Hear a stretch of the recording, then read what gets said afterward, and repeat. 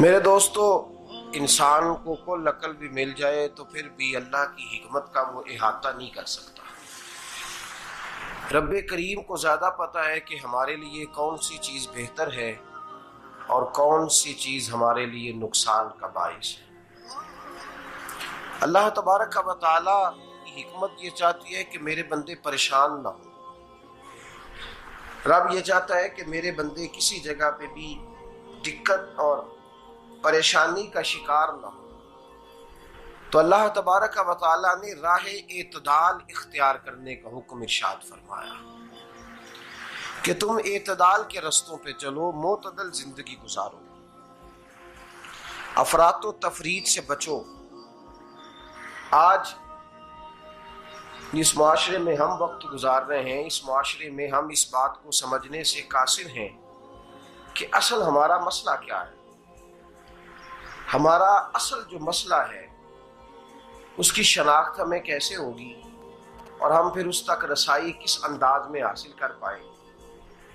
हम हमेशा अपनी आमदन बढ़ाने के चक्कर में रहते हैं। एक काम और शुरू कर लें, पार्ट टाइम जॉब शुरू कर लें, कोई साइड बिजनेस उसका आगाज कर लें। हमारी जो दौड़ लगी हुई है वो लगी है काम बढ़ाने में, आमदन बढ़ाने में। हालांकि इस्लाम हमें ये कहता है कि तू आमदन बढ़ाने के चक्कर में ना पड़। असल बात यह है कि तू अपने खर्चे कंट्रोल कर। तंग इंसान वो नहीं होता जिसकी आमदन थोड़ी होती है। ये तवज्जो कीजिएगा मेरी बात, ये कीमती बात है और गुफ्तगू सारी का लुबे लुबाब है। तंग बंदा वो नहीं होता जिसकी आमदन थोड़ी होती है। असल परेशान वो होता है जिसके खर्चे ज्यादा होते हैं। और हमारा जो रोजमर्रा का नुकसान हो रहा है ना, वो आमदन के मामलात में नहीं हो रहा। बुनियादी नक्श जो वाक़या हो रहा है वो ये है कि हमारे अखराजात ज्यादा, और वो अखराजात किसी और ने नहीं बढ़ाए। वो खर्चे हमने खुद बढ़ा लिए हैं और अब हमें उसका नुकसान भुगतना पड़ रहा है। और अगर आप सही मानों में टटोलें तो जो बहुत अमीर लोग हैं वो तो उन खर्चों से बच गए। मैंने बहुत सारे ऐसे खत्मात में शिरकत की है। मैं बहुत सारी ऐसी जगहों पे गया हूं कि जहां लोगों ने बड़ा मुख्तसर सा खत्म दिलाया है तो हो गया है खत्म। खत्म के मामले में कब किसी ने पाबंदी लगाई है कि उसमें 200 आदमी शरीक होगा तो तब ये साले सवाब सही हो सकेगा? कौन कहता है? या शादी के मौके पर अगर सारे बहन भाइयों को न बुलाया गया तो मेरी शादी पाया तकमील तक नहीं पहुंचेगी, इसमें बरकत नहीं होगी। ये किसने फतवा दिया है? मोतदल जिंदगी का इस्लाम हुक्म देता है। मैं पढ़ रहा था कि एक बहुत बड़ा सदर है, गालबन सूडान के सदर की बात हो रही थी, तो अपने बेटे की बारात लेके गया तो 4 लोग गए हैं बारात, और 15 लोगों का उसने एहतमाम किया अपने घर में खाना खाने का। तो क्या शादी हो गई कि रुक गई? तो भाई राग अलापना इस बात का कि बड़ी परेशानी है, कोई साइड बिजनेस शुरू किया जाए फलान जगह फलान जगह फलान जगह। तो असल मामला ये है कि पहले एक बंदा कमाता है तो फिर भी घर ही चलता है, फिर बड़ा बेटा साथ शामिल होता है तो फिर भी घर ही चलता है, फिर मंझला बेटा शामिल होता है तो फिर भी घर ही चलता है।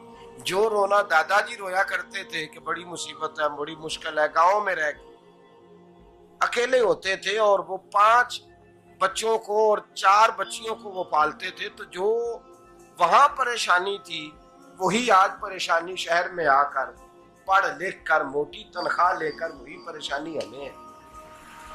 तो मैं जिस नतीजे पे पहुंचा हूं इसको पढ़ के, कुरान मजीद की चंद आयात को देखकर और इस मफहूम की जो हदीसें कुतुब हदीस में पाई जाती हैं और हमारे बुजुर्गों ने हमें जो मिजाज इस हवाले से दिया है, मैं इस नतीजे पे पहुंचा हूं कि मसला आमदन का नहीं, मसला खर्चे का है। हमारे खर्चे बुनियादी तौर पर ज्यादा, और अगर फिर हम ज्यादा बोझ खवातीन पे डालते हैं कि वो मुतालबे ज्यादा करती हैं। और अगर आप मुझसे पूछें तो खवातीन की भी अगर किसी जगह कोई आदत खराब होती है तो उसमें असल किरदार उसका होता है जो वो आदत खराब तो क्यों अपने गले से उतार के आप किसी के गले में बात डालने के चक्कर में है? वो खवातीन की तबीयत नहीं ऐसी है। असल बात यह है कि हमने आदत डाली है, हमने ये मिजाज उनको दिया है तो उनका बना है, न कैसे बन सकता।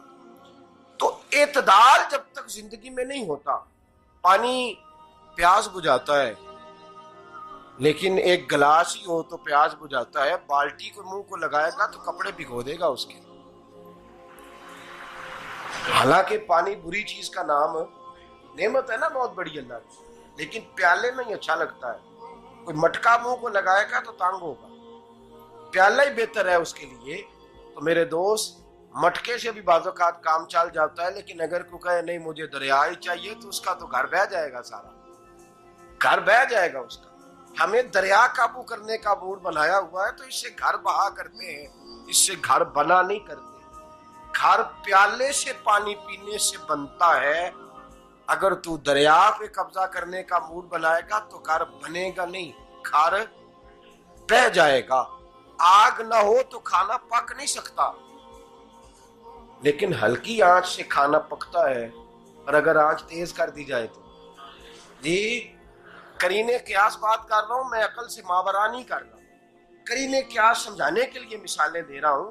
हल्की आंच पे खाना पक जाता है और आग तेज हो तो खाना जल जाता है। तो खाना उतनी देर ही खाने के काबिल रहता है जब तक वो हल्की आंच पे पकता है। तू जितनी मर्जी तू कहता है नहीं मेरा गुजारे नहीं, आग तेज होनी चाहिए, तो मियां जल जाएगा, जल जाएगा। हवा न मिले तो सांस नहीं आती, ठीक है? ऑक्सीजन ना हो तो सांस है, हवा ना चले तो गुजारा नहीं होता। लेकिन अगर तेज जले ना,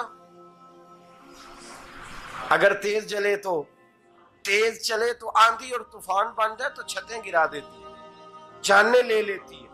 हम हैं तूफान के चक्कर में, हम हैं दरिया के चक्कर में, हम हैं बड़े नाव के चक्कर में। तो मियां हल्की आंच ही अच्छी है, याद रख।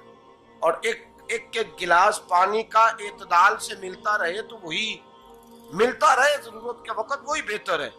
तू पूरे दरिया पे कब्जा करने का प्रोग्राम ना बना, तंग हो जाएगा। और मेरे अजीज याद रख, हवा सांस लेने के मुताबिक मिले तो वो ये अच्छी है, जो सांस बंद करने पे आ जाए वो हवा अच्छी। हमने चक्कर चला लिया है कि ज्यादा पैसा, रातों रात पैसा, लंबा पैसा, ये प्लाट भी मेरा, वो प्लाट भी मेरा, गुजरांवाला भी, गुजरात भी, लाला मूसा खाड़ी और पिंडी तक जहां मैं जाऊं मेरे नाम की तख्तियां लगी हुई होनी चाहिए। इस्लाम मना